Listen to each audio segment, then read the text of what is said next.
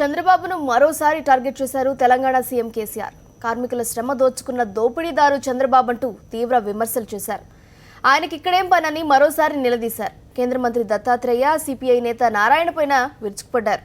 హైదరాబాద్ అభివృద్ధి కోసం టీఆర్ఎస్ ను గెలిపించాలన్న కేటీఆర్ కు మున్సిపల్ శాఖ బాధ్యతలు అప్పగించి హామీలు నెరవేరుస్తామని చెప్పారు. ఏపీ సీఎం చంద్రబాబు సతీమణి తమ వదిన భువనేశ్వరి కూడా తమకే ఓటు వేస్తామని చెప్పారని అన్నారు. నాకు హైదరాబాద్నే ప్రేమ ఉన్నది, హైదరాబాద్నే ఉంటా, హైదరాబాద్ను అర్ధగంటలనే విజయవాడకి వెళ్ళి వస్తా, నేను అడుగడుగున హైదరాబాద్లో నా ముద్ర ఉన్నదంటాడు. ఉన్నది చంద్రబాబు నాయుడు, నీ ముద్రలు చాలా ఉన్నాయి. బషీర్బాగ్లా నువ్వు కాల్చిన పోలీస్ కాల్పులలో 4 రైతులు చచ్చిపోయిన రక్త ముద్ర ఇప్పుడు కూడా బషీర్బాగ్ చౌరస్తాలో ఉన్నది. ఎందుకు లేదు? అసెంబ్లీ ముందర అంగన్వాడీ అక్క చెల్లెలను నువ్వు గుర్రాలతో దక్కించిన ముద్ర ఇప్పటికి కూడా బాజాప్తా అక్కడ నిలబడే ఉన్నది. మూసి మురికి కంపు నీ మురికి ముద్ర ఇప్పటికి కూడా ఉన్నది. ఈ విధంగా అనేక కుంభకోణాలు.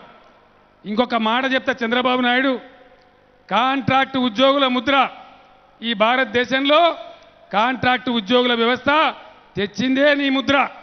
ఇలా ముద్రను మేము తిప్పి వాళ్ళని పర్మనెంట్ చేసే ముద్ర ఇలా తెలంగాణ ప్రభుత్వం గుద్దుతా ఉందని నేను మనవి చేస్తా ఉన్నా. వాళ్ళ కడుపు నింపే ప్రయత్నం చేస్తా ఉన్నామని మనవి చేస్తా ఉన్నా. నువ్వు శ్రమ దోపిడీ చేసినటువంటి ఒక దోపిడీదారునివి. పెట్టుబడిదారులకు వ్యక్తిగా నిలిచినటువంటి వాళ్ళకు అనుకూలమైన వ్యక్తిగా నిలబడ్డావు.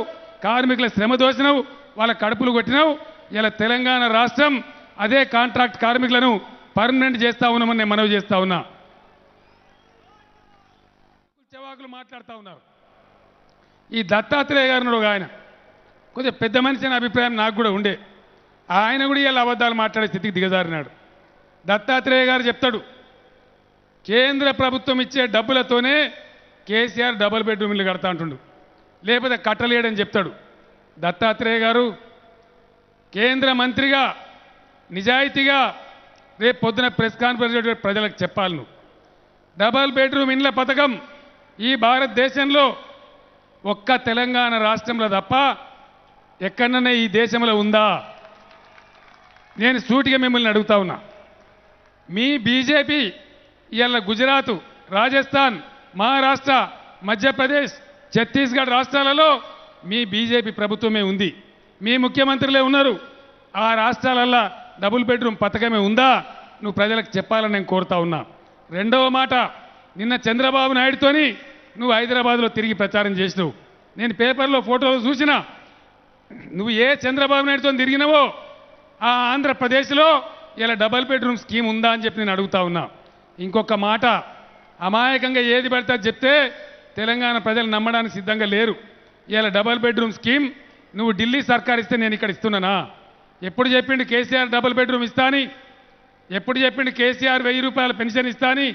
2014 ఎన్నికలకు ముందు ఎలక్షన్ మేనిఫెస్టోలో ప్రజలకు చెప్పినాం, తెలంగాణ రాష్ట్రంలో పేదలు ఆత్మగౌరవంతో బతకానంటే డబుల్ బెడ్రూమ్ ఇళ్ళే కట్టిస్తామని 2014 ఎన్నికల ముందు చెప్పినాం. వాస్తవాలు ఈ విధంగా ఉంటే అబద్ధాలు చెప్పి, అవాకులు చెప్పి, చెవాకులు చెప్పి ఇష్టం వచ్చిన పద్ధతిలో మాట్లాడుతూ ఉన్నారు. నిన్న నుంచి నాకు పెద్ద రంది పట్టుకున్నది. సిపిఐ నారాయణ ఉన్నాడు, ఆయన అంటాడు టీఆర్ఎస్ కనుక సొంతంగా జిహెచ్ఎంసీ మీద గెలిస్తే నా చెవు కోసుకుంటా అన్నాడు. నేను చెప్తున్న నారాయణ, 5 తారీఖు నాడు మాత్రం హైదరాబాద్ ఉండకు సుమా. ఎవరన్నా వచ్చి నీ చెవు కోస్తే మళ్ళీ నేను ఇయ్యంటి దవాఖానలు వేసి నేను మంచిగా ట్రీట్మెంట్ చేయించాలి. ఇదివరకే ఓసారి మాట్లాడండి. గాంధీ జయంతి రోజు ఆయనతో మాంసం తిన్నాడు. తిన్నందుకు ఆయన దాన్ని తప్పొప్పుకొని ఏడాది పాపం మాంసం పనిచేసిండు. ఇప్పుడు కూడా మళ్ళా చెవు కోసుకుంటా, కాలు కోసుకుంటా. ఎందుకు ఈ బేలముచ్చట్లన్నీ? మొన్న వరంగల్కి వచ్చింది ఇదే నాయకులు, ఇదే ముఠా. ఈ ముఠా వచ్చి ఒకడు తొడగోసుకుంటానే, ఒకడు మెడగోసుకుంటానే, ఇక మా అంత లేరండ్రి. వరంగల్ ప్రజలు దంచితే అన్ని పార్టీల డిపాజిట్లు పోయినాయి. అదే ముఠా మళ్ళీ పట్నంలో తేలింది, హైదరాబాద్లో తేలి మళ్ళీ ఈడికి వచ్చి ఒకటి చెవు కోసుకుంటా, ఒకటి ముక్కు కోసుకుంటా, ఒకటి ఇంకోటి కోసుకుంటా అని మాట్లాడుతూ ఉన్నారు. ఎవరది ఏం గోయాన్నో 2 తారీఖు నాడు మీరందరూ నిర్ణయం చేస్తారు ప్రజలు. ఎవడోడి ఎవరెవరు ఏమేమి కోసుకోవడం తయారున్నానో అది వాళ్ళ విజ్ఞతగా నేను వదిలేస్తున్నాను, మనవి చేస్తా ఉన్నా. చంద్రబాబు నాయుడు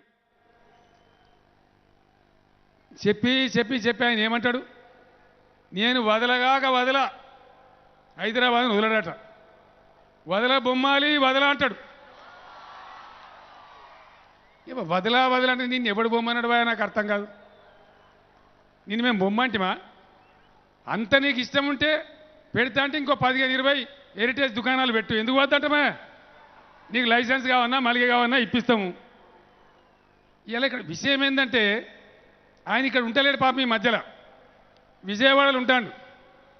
ఆయన వ్యాపారం అంతా, ఆయన భార్య ఉన్నది మా వదిన భువనేశ్వరి, ఆమె చూస్తుంది, ఈయనకంటే ఆమెనే న్యాయం, ఆమె మంచిగానే చూస్తుంది. నేను వదల హైదరాబాద్ అంటే వ్యాపారం ఆమె చూస్తుంది. నీకు అంత హైదరాబాద్ వదలకపోతే కాకపోతే 15 రోజులకు ఒకసారి రా, హిసాబ్ కితాబ్ చూసుకొని పో. ఎవరు వద్దంటారు నిన్ను ఎవరు వద్దన్నట్టు. నేను గ్యారంటీగా చెప్తున్నా, భువనేశ్వరి గారు కూడా ఆమె ఇక్కడనే ఉన్నది కాబట్టి, ఆమెకు నిజాయితీ ఉంది కాబట్టి తప్పకుండా నిన్న కార్యకర్తలు పోయి ఆమెను అడిగితే నాకు తెలుసు, నేను కూడా హైదరాబాద్లో మీకే ఓటేస్తా అని చెప్పింది. ఆమె గ్యారంటీ మాకే ఓటేస్తుంది. నువ్వు ఇక్కడ ఉంటలేవు కాబట్టి నీకు తెలుస్తలేదు, కానీ మా వదిన మాత్రం గ్యారంటీ మాకే ఓటేస్తుంది. ఆ పరిస్థితి ఉన్నది. నీకు వాస్తవాలు తెలియక నేను వదలా, నేను ఇచ్చేస్తా, నేను అది చేస్తా, ఇంకోటి వచ్చి నేను చెవు కోసుకుంటా. ఈ చెవు కోసుకునేందుకు, ముక్కు కోసుకునేందుకు. ఇంకొక మాట కూడా మీకు చెప్తా ఉన్నా, నేను కేటీ రామారావు నా కొడుకు పంచాయతీరాజ్ మినిస్టర్గా ఉన్నాడు, కానీ హైదరాబాద్ ప్రచారం భుజాల మీద వేసుకొని మొత్తం గల్లీ గల్లీ తిరిగిండు. రేపు మున్సిపల్ పరిపాలన శాఖ నా దగ్గరనే ఉన్నది. ఆ శాఖ పిల్లోనికి ఇచ్చి హైదరాబాద్ నగరాన్ని అతని చేతులనే పెడతా, మొత్తం తిరిగి తెలుసుకున్నాడు కాబట్టి బ్రహ్మాండంగా హైదరాబాద్ నగరాన్ని అన్ని రకాలుగా అభివృద్ధి చేసి చూపిస్తామని కూడా ఈ సందర్భంగా తెలియజేస్తూ, మీరు ఇంత పెద్ద ఎత్తున 4 గంటలకు వచ్చిన వాళ్ళు ఉన్నారు, 5 గంటలకు వచ్చిన వాళ్ళు ఉన్నారు. ఇన్ని గంటల సమయమైనా కూడా ఇంత పెద్ద ఎత్తున కదిలి వచ్చి ఈరోజు ఈ సభను విజయవంతం చేసిందంటే ఖచ్చితంగా బల్దియా మీద గులాబీ జెండా ఎగిరిపోయిందని చెప్పింది మనవి చేస్తూ మీ అందరి దగ్గర సెలవు తీసుకుంటా ఉన్నాను.